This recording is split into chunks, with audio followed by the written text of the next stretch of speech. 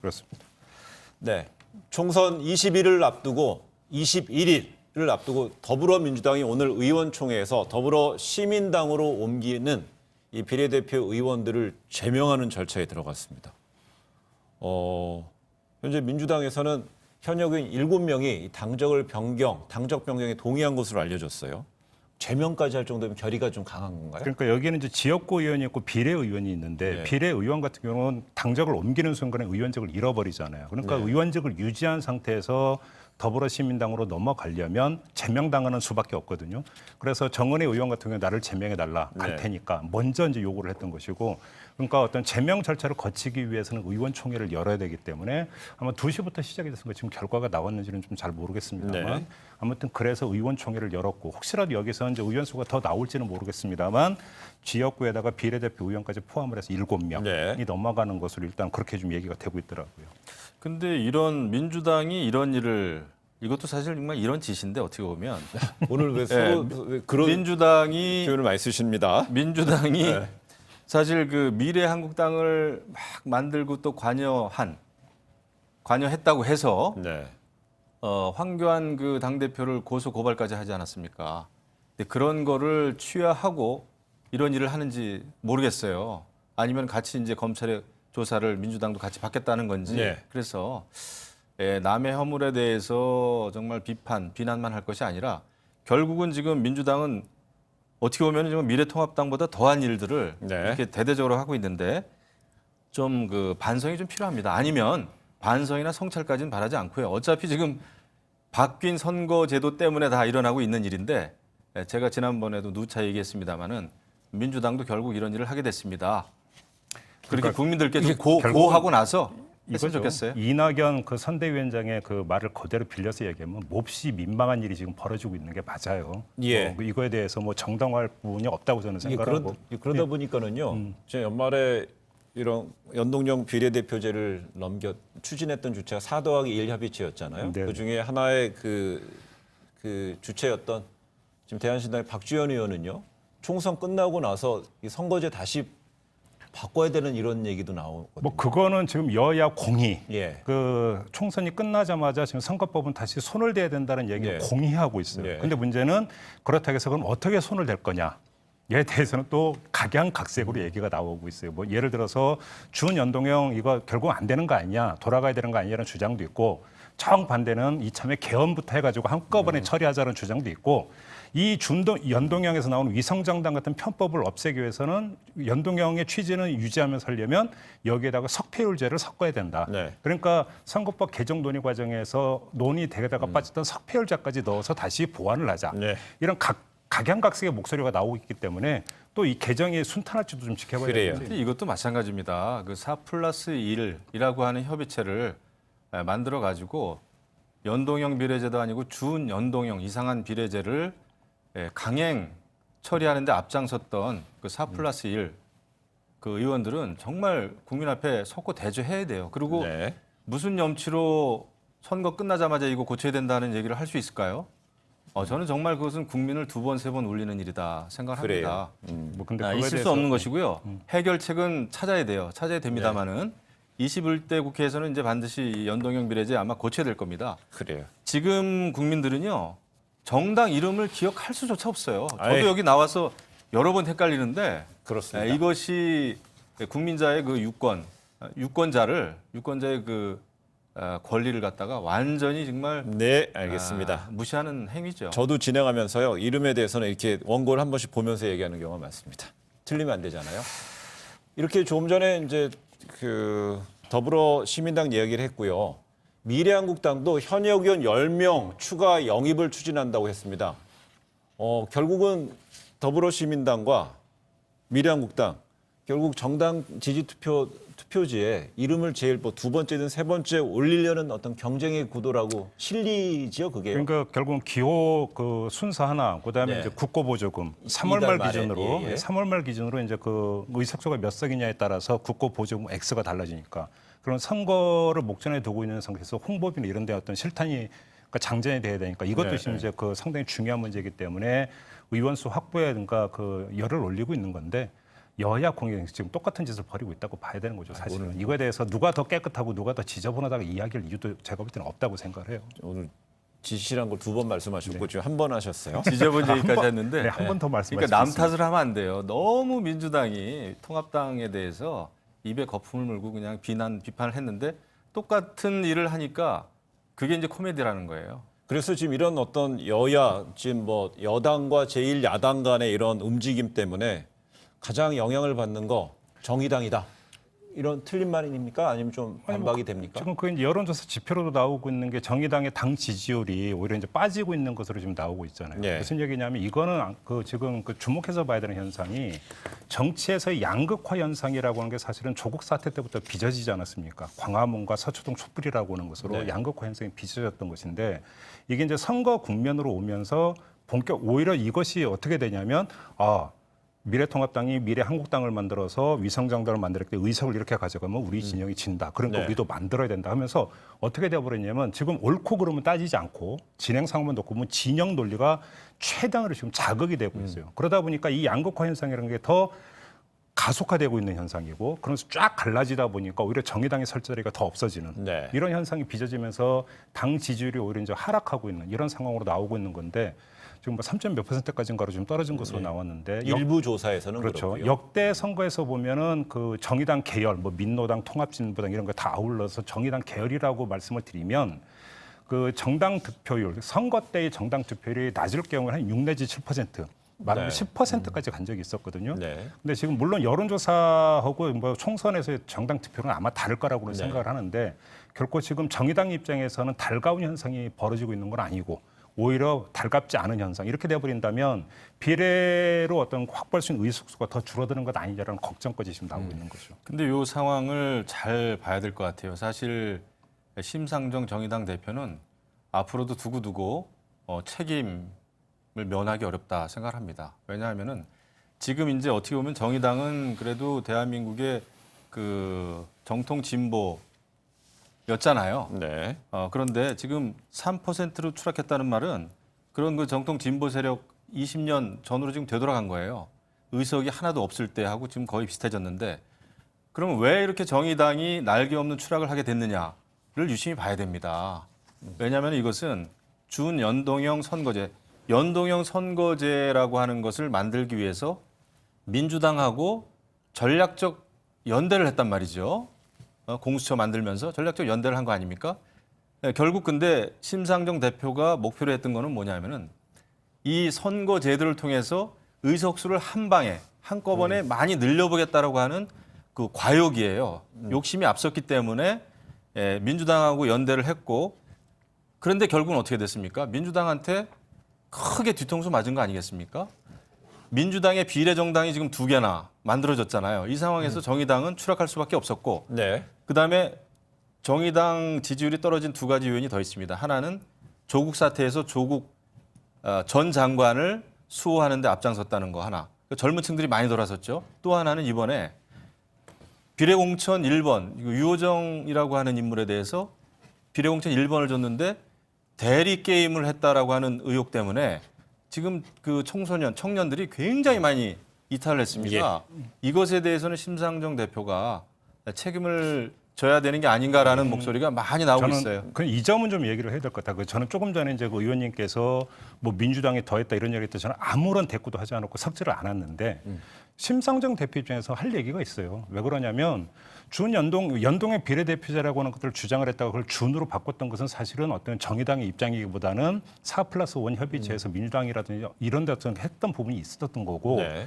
이런 비유를 하면 이런 거예요. 그러니까 심상정 대표는 정의당은 밥상을 차렸어요. 밥상을 차렸는데 반찬이 마음에 들지 않는다고 엎으면 네. 그거는 밥상머리에 앉은 사람의 책임입니까? 밥상을 차린 사람의 책임입니까? 무슨 이야기냐면 그 정의당이나 심상정 대표가 왜 그러면 위성정당이라는 꼼수가 나올 수 있는 것을 막지 못했느냐라는 이야기는 지나친 그건 어떤 책임 추궁이라는 거죠. 네. 그거는 그 애초에 어떤 그 법안 개정의 취지를 악용을 한 사람들이 책임을 져야 되는 문제지 법안 개정을 한 사람한테 책임을 묻는 건 너무 과한 부분이다. 저희가 네. 책임을 묻는 게 아니라 제가 많은 그 젊은이들을 만나봤습니다.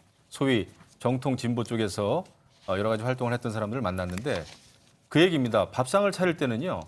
이 밥상이 결국은 누구한테 돌아갈 것인가도 예측을 했었어야 돼요. 왜냐하면 심상정 의원은 그냥 일개 정의당 당원이 아니라 당을 이끌고 가는 당 대표입니다. 네. 지금 손학규 전 대표하고 심상정 대표는 정말 죽 서서 다른 분들 드시게 한 거예요. 네.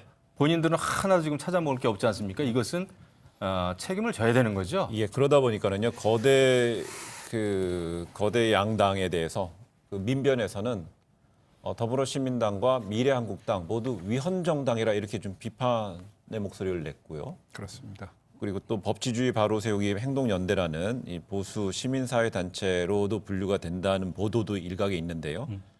이해찬 대표와 윤호중 사무총장에 대해서 뭐 또 검찰에 고발도 하고요. 그렇습니다. 뭐 여기서 아주 이제 뭐 복잡한 법률로까지 들어갈 네. 것 없이 정당의 존재 이유는 어떤 대의기관으로서 존재를 하는 거 아니겠습니까? 정당이라고 하는 것이. 그런데 지금 어떤 이 비례 전문 정당이라고 하는 것이 어떤 총선에서 어떤 그러니까 그 발현되는 표심이라고 하는 것들을 총선 이후에도 지속적으로 그러면 대리하고 대의하는 어떤 정당 조직이냐 아니라는 거 다 알고 있지 않습니까? 이런 점에서 놓고 본다면 이거는 사실은 일정하게 그 비유로 좀 떴다방하고 비슷한 어떤 정당이기 때문에 네. 우리가 교과서에서 뵀던 정당 조직 정상적인 정당 조직과는 다른 것이기 때문에 뭐 당연히 어떤 이런 지적은 나올 수 있는 것이죠. 근데 뭐 다만 여기서 이제 뭐 법리적으로 이 위헌성이 뭐냐 이런 문제는 뭐 논리를 치더라도 이건 상식적으로도 판단할 수 있는 문제라고 볼 수 있습니다. 예, 알겠습니다. 그 민변이 미래한국당, 뭐 더불어시민당, 위헌정당에다 비판을 했는데 뭐 비판하는 건 이해는 가요. 그렇지만은 민변은 또 스스로를 또 돌아봐야 됩니다. 지금 이제 민주당이 만든 비례 민주당 에도 그 민변 출신 공천받지 않았나요? 아, 그건데 그렇게까지 아니 우겨지는 그렇기 때문에 거예요. 민변은 그리고 여태까지 이 이상한 준연동형 비례 제도가 만들어지는데 어떤 입장을 취했는지에 대해서도 자기 한번 돌아봐야 돼요. 성찰해야 됩니다. 자기 고백이 있어야 되는 거예요. 남 비판하기 전에 저희도 마찬가지입니다. 여기 앉아가지고 남 비판하기 전에 사실은 자기를 한번 돌아봐야 되는 거예요. 원래는 예. 그랬기 때문에 민변도 위원이라는 말을 이제 쓰긴 했는데 과연 이 위원 정당이 왜 생기게 됐고 거기에 대해서 어떤 입장을 취해 왔는지에 대한 자기 성찰하고 난 다음에 이거 잘못했다라고 하면은 저희가 고개가 끄덕여져요. 근데 예. 그래요. 자신들의 그 민변에 속한 그런 그 회원 관리부터 먼저 하는 게 먼저 아닌가 하는 생각도 듭니다. 근데 이 부분은 좀 제가 좀 과한 지적이 있어요. 왜 그러냐면 첫째, 뭐 지금 뭐 최광욱 전 비서관이나 뭐 황희석 전 인권국장을 아마 염두에 두고 하시는 말씀인 것 같은데 저는 그 두 사람이 현재 민변 회원 자격을 유지하고 있는지부터 팩트가 그러니까 일단 확인이 돼야 된다. 첫째. 그다음에 설령 둘째, 그러니까 회원 자격을 제가 출신이라 그랬어요. 출신. 그러니까 그러면 더 문제고 출신이라고 한다면 더 문제가 어떤 그러니까 회원으로 있다가 나간 사람의 나간 이후의 어떤 행적에 대해서까지 이전 어떤 그 회원 조직이 책임을 져야 된다는 거 하는 것들은 너무나 과한. 다시 말해서 부모도 아니고 그렇지 않습니까? 이것이 어떤 그렇다고 해서 민변이 어떤 결사 조직도 아니고. 그다음에 거기다가 만약에 전 회원이라고 한다면 그거에 대해서까지 소급해서 책임을 진다라고 하는 것은 예. 너무나 과한 어떤 지적이시라고 봐요. 책임지라는 게 아니라 입장을 그래도 그 한 어떤 번쯤은 비례 정당에 말하는 게 대해서 국민에 대한 예의다. 비례 이렇게 정당에 대해서 생각합니다. 민변이 예를 들어서 오락가락하는 행보를 보였거나 이렇다면 그건 비판을 할 수 있겠죠. 근데 그게 아니라면 회원 한 사람 한 사람의 이후의 어떤 행적에 대해서 그걸 민변 전체로 소급해서 조직 전체에 대해서 묻는 거는 좀 과한 지적이시다 이렇게 조직 말씀드립니다. 전체에 대해서 묻는 게 아니라 민변이 비례 정당의 위헌성을 제기했기 때문에 그동안이 민변이 이런 그 비례 정당 또 준연동형 비례제에 대해서 어떤 입장을 취해 왔느냐에 대해서는 한 번쯤 입장을 밝히는 게 좋겠다라는 뜻입니다. 좋습니다. 예, 그래요. 뜻이에요. 예. 그다음에 자기 회원들이 또 어떤 행보를 취해 왔는지에 대해서도 한번 생각해 보라는 거예요. 왜냐하면 민변이든 정당이든 자기가 속한 단체의 회원이 어떤 행보를 취했을 때는 그래도 입장이 나와주는 게 정상적인 거예요. 그래 문제 제기하셨고 예. 반박하셨고 불쾌하게 생각하지 말아요. 재반박 아니 뭐 제가 불쾌할 건 없어요. 그래요. 특정한 어떤 단체 기관의 어떤 회원, 전직 회원, 전직 어떤 출신에 대해서 그걸 그 조직의 어떤 성격 규정까지 일반화할 수는 무리가 된다 이런 얘기를 하셨고 그렇습니다. 예, 그 야당의 비례대표 그 정당 이야기 하겠습니다. 앞서 비례대표 공천 문제로 미래한국당과 갈등했던 이 미래한국당. 근데 오늘은 미래한국당 본당이 오늘 새벽에 회의를 열어서 네 곳에 미래통합당. 그렇죠. 미래통. 제가 네. 한국당이라고 그랬나요? 예. 죄송합니다. 예, 미래통합당이 오늘 새벽에 회의를 열어서요. 네 곳 지역구 공천을 취소했어요. 그동안에는 이제 소위 이제 모당과 자당, 비유가 그렇게 하잖아요. 모당과 자당 간에 이제 비례대표가 이제 갈등이 빚었는데 오늘은 또 이제 모당의 최고위원회가 열어서 공천관리위원회에서 그 정한 거를 4명을 또 빼버렸어요.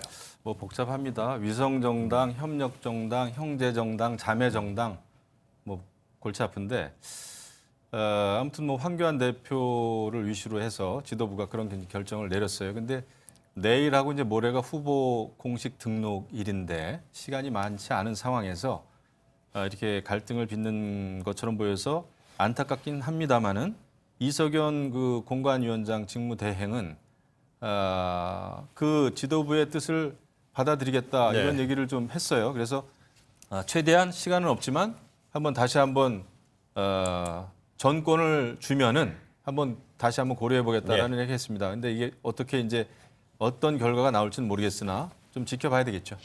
근데 저는 좀 일단 그 최고위원회에서 네 곳에 대해서 무효 처리를 했던 그 사유가 네. 좀 구체적으로 지금 안 밝혀지고 있는 건데 당헌 당규에 따르면 불법 선거운동이나 금품 수수 등 현저한 하자가 있는 것으로 판명됐을 경우 예. 무효 처리할 수 있다라고 하는 규정에 근거해서 했다고 하는데 그러면 이 네 곳의 어떤 그 공천 결정이 됐던 사람들이 도대체 무슨 잘못이나 무슨 하자가 있었기 때문인지를 지금 전혀 모르는 상태 아니겠습니까? 예. 일단 좀 이게 궁금한 부분이 있고요. 이석영 그 지금 공관위원장 대행이 지금 받아들이겠다는 게 바로 직전에 나왔던 이야기예요. 제가 그거 같은 체크를 못했는데 예. 오전에 제가 이제 체크했을 때는 이거는 받아들일 수 없다. 라고 하는 게 이석영 공관위원장 대행의 어떤 입장이었거든요. 네. 아니면 무공천으로 갈 수밖에 없다라고까지 이야기를 했는데 네. 몇 시간 사이 혹시 뭐 입장이 180도 바뀌었어요. 돌변이 됐는지를 모르겠다면 그렇다면 그러니까 비하인드에 어떤 스토리가 있는지 좀 그 밝혀줬으면 좋겠다라는 이런 말씀을 드려야 될 것 같아요. 예, 그렇다면은요. 이 최고의 결정이면 황교안 대표가 그 어떤 의견을 최고위원회가 거의 따라가고 있는 상황으로 봐야 되는 건가요? 아니면 최고위에서 뭔가 그 내홍이 있어서 이런 의견이 조금 가고 있는 건가요? 아니면 황교안 대표의 리더십 하나로 좀 똘똘 뭉쳐가는 건가요? 지금은 뭐 그 내부적으로 토론이 어떻게 이루어졌는지는 확인할 길은 없지만 그래도 황교안 대표 의중대로 지금 가고 있지 않나 이런 그 평가는 좀 그래요. 됩니다. 네. 왜냐하면 시간이 많지 않은 상황에서 그리고 이제 아마 언론에 나오는 것은 지금 그러니까 공천을 받은 후보들이 이 당선 가능성이 현저하게 좀 떨어진다라는 예. 판단이었던 것 같아요. 그래서 이제 최고위는 물론 공관위에서는 이제 후보를 추천할 수 있는 권한이 있는 거고 예. 결국 결정은 최고위에서 하는 거죠. 그래서 그래요. 최고위는 이제 근데 그런 절차를 밟은 것 그러면 같습니다. 지금 후보 경쟁력 부분까지 본선 경쟁력까지도 좀 감안했을 수 있다는 이제 진단을 하셨는데 네. 최근에 이어지는 김영우 전 공관위원장과 그 황교안 대표 간의 문제, 그다음에 또 자당과 모당 간의 비례대표 공천 갈등, 그다음 또 이번에는 그 미래통합당 내 공천됐던 분이 막판에 또 이렇게 내 지역이 뒤집어지고 이런 부분이 지금 황교안 대표가 총괄선대본부 위원장이잖아요. 네. 본선에는 어떻게 긍정적일까요? 부정적일까요? 일단은 그 지금 이제 문제가 됐던 네 지역에서 경쟁력이 더 있는 인물이 공천을 받는다면은 예. 그걸로서는 뭐 책임을 면할 수가 있는 거죠. 그렇기 때문에 이제 결국은 뭐 선거는 결과니까요. 결과를 가지고 책임을 져야 되겠죠. 근데 지금 의원님이 말씀하신 그 사유들의 정말로 당선 가능성 때문이라는 건 당헌 당규 위반이에요. 제가 조금 전에 말씀을 드린 것처럼. 그러니까 어떤 도덕적인 부분에 있어서 현저한 하자가 있는 경우라면 모르겠는데 단순히 당선 가능성 하나만 보고 공관위에서 어떤 결정됐던 공천 결과를 뒤집어 버렸다라고 한다면 공천관리위원회가 독립적으로 했던 공천의 기준을 사실상 그 부인했다는 이야기가 되는 거고 당헌 당규에 따라서 무효 처리할 수 있는 기준에도 부합되지 않았다는 이야기니까 네. 이건 나중에 문제가 될 수 있다는 점 하나하고 그다음에 지금 보도에 따르면이라고 제안을 하겠습니다만 이준석 최고위원 같은 경우는 중도 퇴장을 해버린 것으로 네. 이견이 있어서 지금 이런 보도가 나오고 있기 때문에 이것이 오늘 그냥 완전히 말끔하게 정리가 되는 건지 아니면 다시 여진이 발생할지는 좀 두고 지켜봐야 알겠습니다. 공관위가 받아들였으니까. 알겠습니다. 이런 가운데 앞서 광주 출마설이 나왔던 김무성 전 대표에 대한 공천이 사실상 무산된 것으로 좀 해석이 될 것 같습니다. 이석연 그 공관위 위원장 대행은요. 격식 문제, 또 황 대표의 미온적 태도 등을 언급했는데, 이거 또 갈등 요소입니까? 좀 아쉬움은 있어요. 예. 사실 김무성 저는 개인적으로는 김무성 의원이나 홍준표 전 대표는 이번 총선에서는 출마하지 않았으면 좋겠다라는 개인적인 의견을 좀 가지고 있었어요. 네. 다만 그럼에도 불구하고 그 두 분은 경험이 많으니 이번 총선에서 거기에 맞는 역할을 맡겼으면 좋겠다. 그러기 예. 위해서는 황교안 대표 또 지금 이제 이석연 공관위 직무대행 등등 같이 좀 긴밀한 소통을 했으면 좋겠다라는 게 이제 제 생각이었는데 네. 그런 소통이 잘 이루어지지 않은 것 같아요. 이거 보니까 그런 게 문제다 이렇게 생각합니다. 그리고 또 뭐 김종인 전 그 민주당 비대위 대표 영입 문제가 또 다시 불거지고 있는데 지금 이제 시간이 없는 상황에서 이런 거야말로 이제 좀 사전에 긴밀한 소통이 이루어지고 난 다음에 이게 이제 실행이 돼야 되는데 그 점에 있어서는 굉장히 좀 아쉬움이 있어요. 그러니까 저도 바로 그 지점인데요. 그러니까 처음에 이제 이른바 김무성 의원의 호남 투입설 이야기가 나왔을 때 좀 저도 개인적으로 좀 뜨악했고 네. 이게 맞는 이야기인가라는 생각을 했고 그런 점에서 황교안 대표가 좀 이건 아닌 것 같다는 생각은 저는 얼마든지 할 수 있다고 생각을 해요. 네. 그리고 그거는 충분히 존중될 수 있는 어떤 판단일 수가 있다고 보는데 문제는 과정인 것 같은데 이석연 지금 공관위원장 대행의 그 말을 종합을 해보면 근데 김무성 의원에게도 이제 그러니까 계속 요구를 했고 그래서 김무성 의원이 면접 보러 오기까지 그러니까 사실은 물밑에서 이야기가 됐고 그런데 어떤 김무성 의원의 그러니까 그 당내에서 위상 이런 게 있으니까 황교안 대표가 그래서 한번 만나가지고 이야기를 하는 어떤 이런 어떤 예우의 차원의 어떤 절차를 요청을 했는데 네. 황교안 대표가 이걸 받아들이지 않았다라는 거잖아요. 그렇기 때문에 결국 무산됐다라고 한다면 이건 어떤 김무성 의원을 호남에 투입하는 게 맞느냐 틀리냐라고 하는 어떤 전략적 입장과는 다른 어떤 예우와 어떤 이런 성질의 문제에서 이건 좀 성질이 달라지는 부분이다. 그렇다면 왜 네. 그랬을까? 이거는 그러니까 다른 포인트에서 이제 점검을 해봐야 되는 문제가 되는 그래요. 거죠. 지금 저희가 이제 미래통합당 이야기를 하는데 미래통합당이 주로 지도부에 관련된 뭐 공관위를 포함해서의 이름, 뭐 인물들이 거론이 되고 있는데 또 하나 이제 거론되는 인물이 바로 김종인 전 민주당 비대위 대표입니다. 이 미래통합당이 다시 김종인 전 대표를 영입하는 거를 좀 타진하고 있다는 보도가 나오는데요. 이게 돌고 돌아 또 가는 거는 왜 그럴까요? 제가 이 자리에 사실 나와가지고 김종인 그 전 대표 영입하는 거 반대를 좀 강하게 했었는데 강하게 했죠. 뭐 제가 반대한다고 뭐 안 될 게 되고 될 게 안 되고 뭐 그건 아닙니다만은 네. 야, 용기를 내세요. 제 의견이었죠. 근데 김종인 전 대표가 어떤 한 언론과는 이런 또 대답을 했다고 그래요. 이미 지나간 일은 얘기할 필요가 없다 그랬는데 저는 이 의견에 동의를 합니다. 이미 지나간 일이다 생각하는데 근데 또 다른 언론하고는 이런 얘기를 또 했다고 그래요. 선대위에 합류할 가능성이 100분의 1이다. 1%다.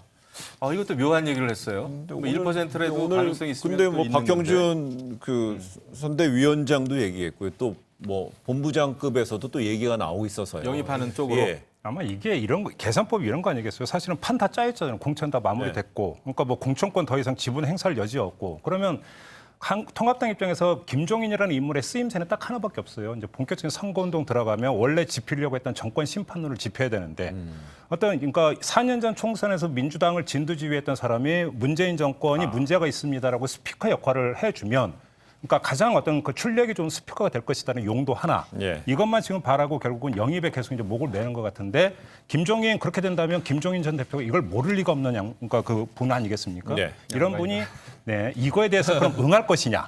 이 부분은 좀 지켜봐야 되는 그런 문제가 그래도 김종인 전 대표 브레인으로서 뭐 역량도 뛰어나기 때문에 하는 거 역량은 아닐까요? 있는데 이번에 또 이제 그 회고록도 이제 발표하고 했는데 그거는 뭐 보수나 진보나 크게 이제 여러 가지 혼란의 중심에 설 수는 있지만 예. 미래지향적인 건 아닌 것 같습니다. 알겠습니다. 네. 두 분 김종인 전 대표에 대한 분석 여기까지만 하겠습니다.